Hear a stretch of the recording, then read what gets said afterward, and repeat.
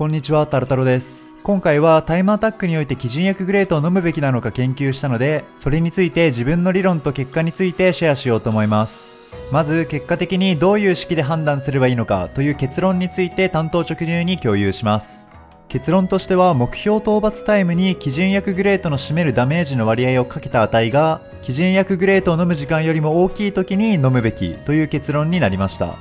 ここからはそれぞれの項について深掘りして、最後に具体的な計算例について取り上げようと思います。まずなぜこのような式に至ったかについて簡単に図示をしながら説明します。まず基準薬グレートを飲まない時のダメージを1と置いて、基準薬グレートを飲んだことによるダメージの上昇割合を R と仮定します。この時基準薬グレートありのダメージは1プラス R として表せます。そして実際のクエストではもちろん複数の要因は絡みますが、今回は簡単に考えるためにダメージと討伐タイムは反比例するという仮定をします。要するにダメージが高ければ高いほど討伐タイムは短くなっていくということです。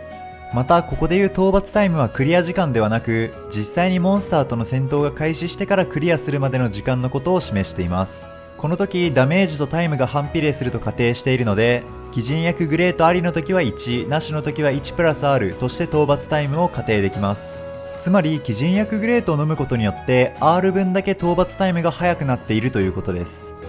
ただし基準薬グレートありの場合は飲む時間が発生するので、最終的に短縮された時間と飲んだ時間を比較して検討しています。そしてここでいう基準薬グレートによって短縮される時間を表すために、目標討伐タイム ×1 プラス R 分の R を計算していきます。それではまず目標討伐タイムについてですが、先ほども言ったようにこれはクリア時間ではありません。これは戦闘する時間のことを示しているので、具体的には目標クリア時間からモンスターに出会うまでの時間を引いた値になります。例えば3分でクリアしたいと思っていて、モンスターに30秒で出会う場合、この場合の目標討伐タイムは2分半として考えます。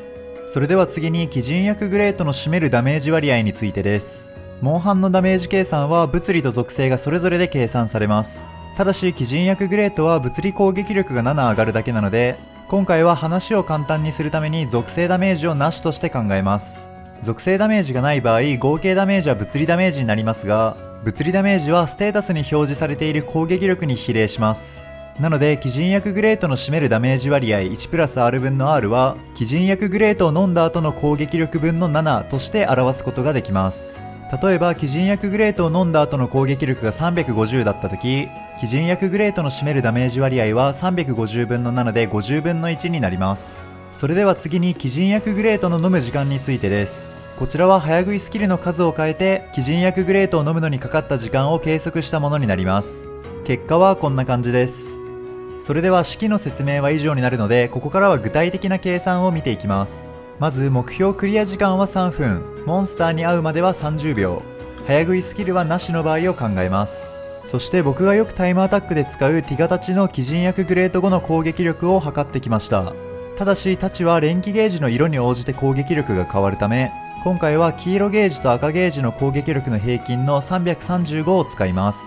この場合の計算式はこんな感じです。左辺の基準薬グレートによって短縮された時間は 3.13 秒となっていて、この場合早食い0で基準薬グレートを飲むのにかかる時間が4秒であるため、この場合基準薬グレートを飲まない方が1秒ほど早いという計算になります。そして次は目標クリア時間が2分半、モンスターと接敵するまでが30秒、早食いスキルはなし、そしてお団子火事場力で運用したティガたちの432という攻撃力を使います。この場合の計算はこんな感じになります。火事場の時だとかなり攻撃力が高くなってしまうので、全体の攻撃力に対する基準薬グレートの割合はかなり低く、計算すると基準薬グレートによって2秒ほどしか短縮されてないという計算になりました。この場合だと仮に早食いが3ついててもグレートを飲む時間は無駄という結論になります。ということで自分の考えた理論についての説明は以上です。最後に少し注意ですが、もちろんこれはあくまで机上の空論にしか過ぎず、実際は移動しながら基準薬グレートを飲めたり、属性ダメージやその他の変数が関わってくるケースが多いと思うので、あくまで参考に留めていただけたら嬉しいです。ちなみに個人的にはやっぱり今のライズのクエストのクリア時間は短すぎて、正直基準薬グレートが活躍する場面は少ないのかなとも思ってしまいました。